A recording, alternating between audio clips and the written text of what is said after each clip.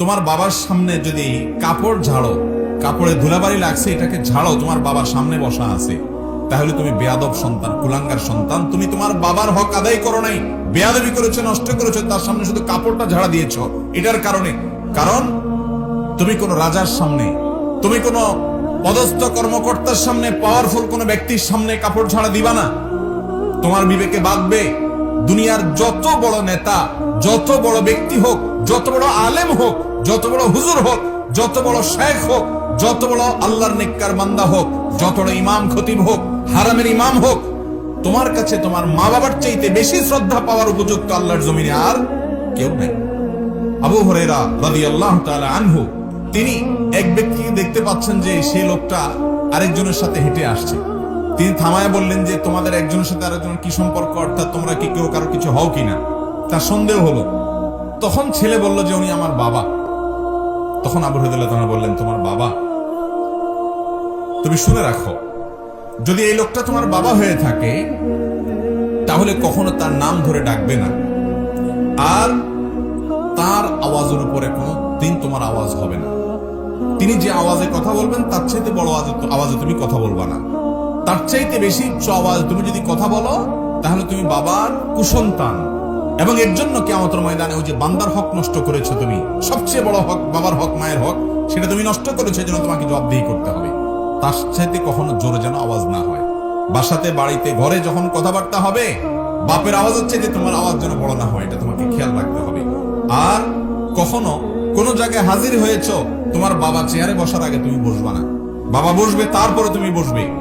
যদি কখনো একসাথে চলো তো কখনো বাবার সামনে দিয়ে হাঁটবা না, তুমি পিছনে থাকবা, তোমার বাবার সামনে হাঁটবে। এবং এমন ভাবে হাঁটবা যে যে কেউ দেখে জিজ্ঞেস করা না লাগে এরা বাপ সন্তান, দেখেই বুঝতে পারে উনি বাপ, উনি সন্তান। তোমার আদব থেকে, তোমার লেহাজ থেকে, তোমার ভদ্রতা থেকে। ভাইরা আমার, আজ এই জিনিসটা হারিয়ে গেছে। আজ আমাদের তরুণদের কাছে, যুবকদের কাছে, বিভিন্ন বয়সের মানুষের কাছে যার সাথে সবচেয়ে বেশি দুর্ব্যবহার করা যায়, যার চাইতে সবচেয়ে বেশি রাগ ঝাড়ে যায়, যার চাইতে সবচেয়ে বেশি ঝাড়ি দিয়ে কথা বলা যায়, সেই লোকটার নাম হলো মা। ঠিক না বেঠিক?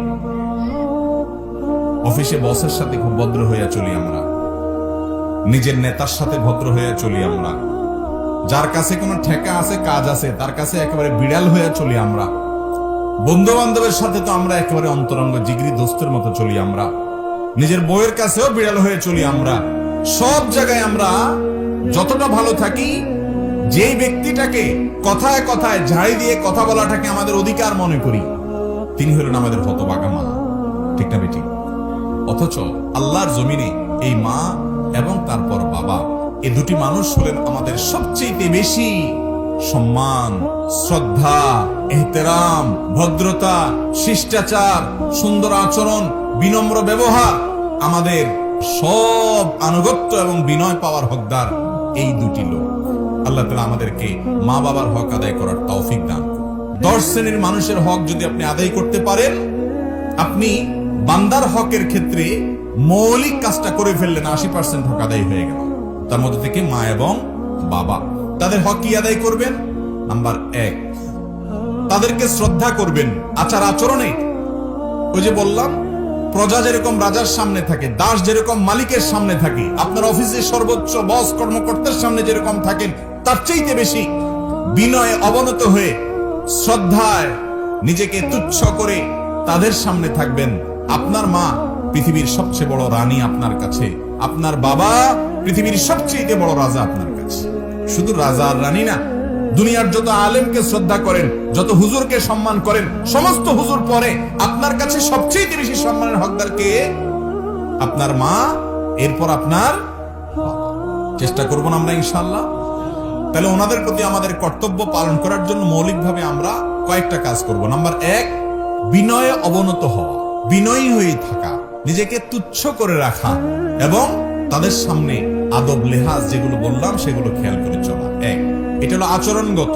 নাম্বার 2, তারা যত নির্দেশ করবেন, অন্যায় যদি কোনো নির্দেশ না করেন, কোনো হারাম নির্দেশ না করেন, তাহলে সেক্ষেত্রে সেই নির্দেশটা আমার মাথার উপরে থাকবে। আল্লাহ এবং তার রাসূলের নির্দেশের পর যার নির্দেশ পালন করতে আমি বাধ্য, কোরআন আমাকে বাধ্য করেছে, হাদিস আমাকে বাধ্য করেছে। নবীজি সাল্লাল্লাহু আলাইহি ওয়াসাল্লাম বলেছেন, রিদার রাব্বি ফি রিদাল ওয়ালিদাইন ওয়া সাখাতুর রাব্বি ফি সাখাতিল ওয়ালিদাইন। তোমার মা বাবা তোমার উপরে খুশি তো তোমার আল্লাহ তোমার উপরে খুশি, মা বাবা বেজার তো আল্লাহ তোমার উপরে বেজার। তারা উভয়ে হলেন তোমার জান্নাতের দুয়ার, জান্নাতের দুয়ার তোমার মা বাবা। এই লোকগুলাকে তুমি সন্তুষ্ট রাখতে পারলে তোমার জন্য জান্নাত হয়ে গেল। হ্যাঁ, অযৌক্তিক কোনো কারণে তোমরা অসন্তুষ্ট হলে সেটা ভিন্ন কথা, এর জন্য আপনার দায় নাই। কিন্তু যৌক্তিক কোনো কারণে তারা যেন অসন্তুষ্ট হতে না পারেন, বিশেষ করে আপনার আচরণগত কারণে যেন না পারেন। যদি কখনো আচরণগত খারাপ কিছু হয়ে যায়, সঙ্গে সঙ্গে যখনই আপনার হুঁশ ফিরে আসবে যে আমি কি করলাম, তাদের পাও জড়িয়ে তাদের কাছে ক্ষমা চেয়ে চোখের পানি ফেলে মামলাটা নিষ্পত্তি করে নিতে হবে।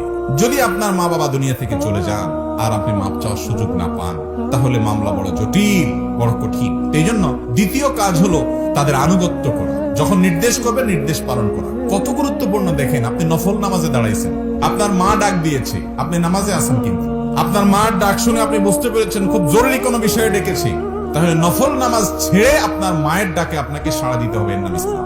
নফল নামাজ আল্লাহর দরবারে দাঁড়িয়েছেন, সেটা ছেড়ে পর্যন্ত মায়ের ডাকে যেতে হবে। এইরকম মাসআলাও আছে, এরকম পরিস্থিতিও আছে। কত বড় জায়গায় আল্লাহ তাআলা রেখেছেন মাকে বাবাকে, আমরা কোথায় রেখেছি? নামাজ, কালাম, ইবাদত, বন্দেগী, জিকির, আজকার এগুলো কিচ্ছু কাজে আসবে না যদি আপনি মা বাবার হকের মধ্যে ত্রুটি করেন। তাহলে দ্বিতীয় কাজ হলো তাদের নির্দেশ পালন করা।